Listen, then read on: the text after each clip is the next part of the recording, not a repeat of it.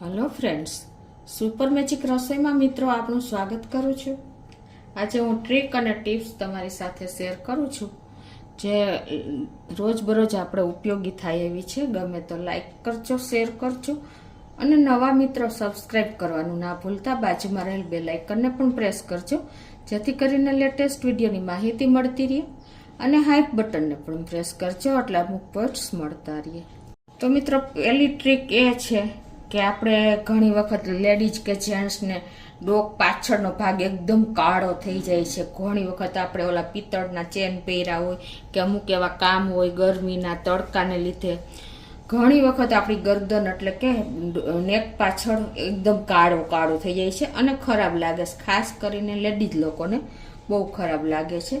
તો એને રિમૂવ એટલે કે એ કાળાશ દૂર કરવા માટે શું કરવાનું, તો એક ઘરગથ્થુ રેમેડી હું તમને શેર કરું છું। ઇઝીલી તમે ધીમે ધીમે એનું રિઝલ્ટ દેખાશે તમને।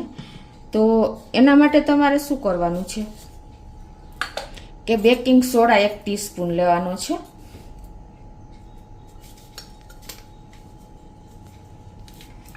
અને એની સામે 1 ટીસ્પૂન બેકિંગ સોડા સામે 2 ટીસ્પૂન આપણે કોકોનટ ઓઇલ લેવાનું છે। પરફેક્ટ આમ રેશિયો રાખવાનો છે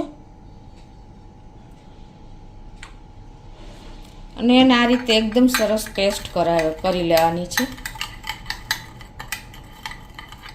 હવે મિત્રો, આ પેસ્ટ એકદમ સરસ બનાવી લીધી છે, એકદમ મિક્સ કરી લીધી છે। હવે તમારે આને જે નેક પાછળ એકદમ કાળો ભાગ થઈ ગયો હોય છે ગરદન ઉપર એટલે ડોકની પાછળના ભાગમાં, ત્યાં તમારે આને એપ્લાય કરવાની છે।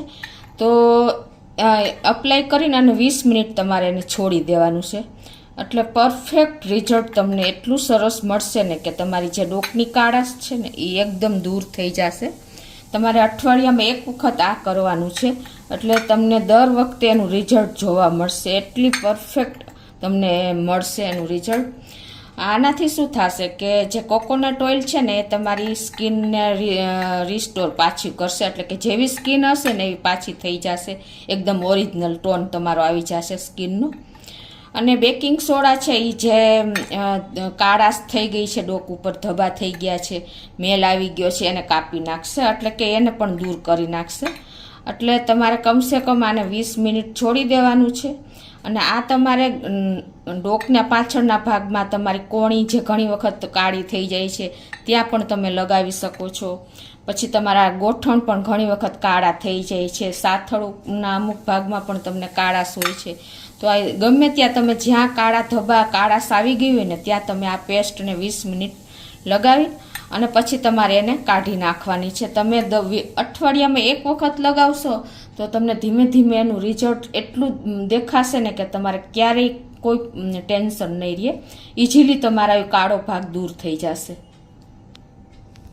હવે બીજી ટ્રીક હું તમારી સાથે શેર કરું છું, એ પણ હેલ્થ બાબત કનેક્ટેડ છે કે ઘણા બધા લોકોમાં નસ ચડી જવાના પ્રોબ્લેમ થાય છે અને એની પાછળના કારણો પણ હું તમને જણાવું છું અને નસ કેમ ચડી જાય છે ને એ પણ જણાવું છું કે જ્યારે નસ ચડી જાય છે ને ત્યારે એ પાર્ટના એટલે કે એ શરીરના એ ભાગના સ્નાયુ એકદમ કડક થઈ જાય છે અને એને હિસાબે ખૂબ દુખાવો થાય છે।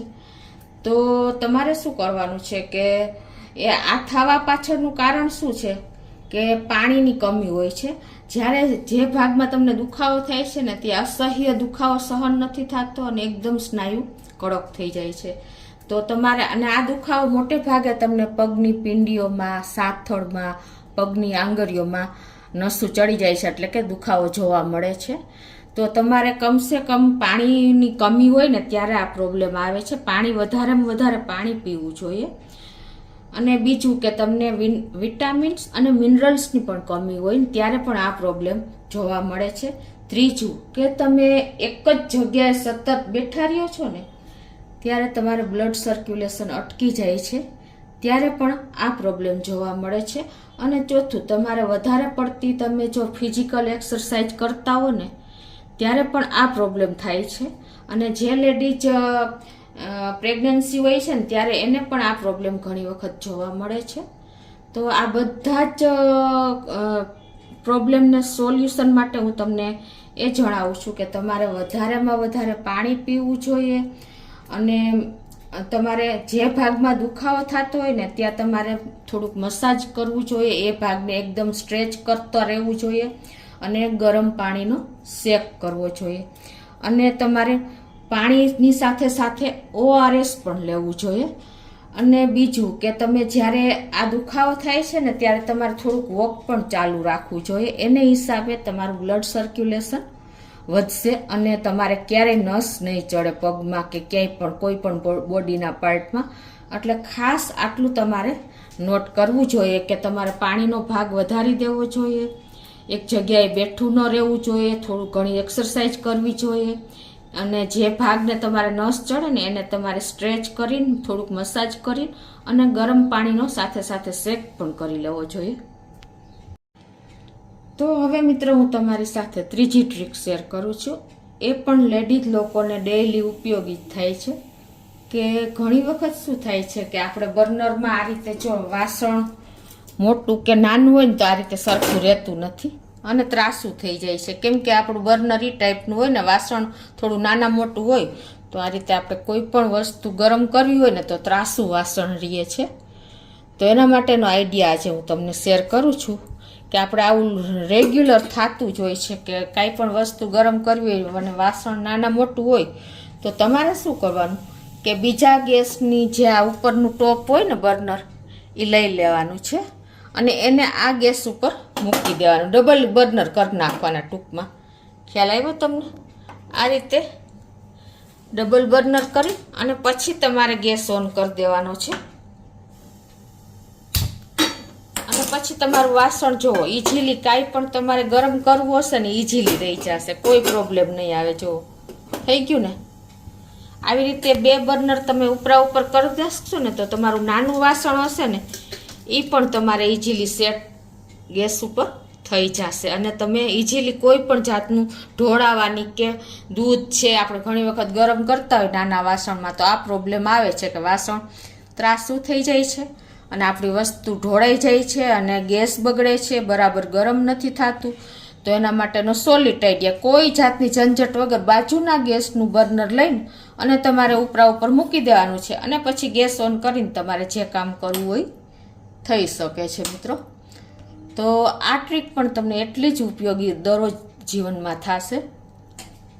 તો મિત્રો આજે મેં તમારી સાથે હેલ્થને કનેક્ટેડ અને કિચનને કનેક્ટેડ ટ્રીક અને ટિપ્સ શેર કરી છે.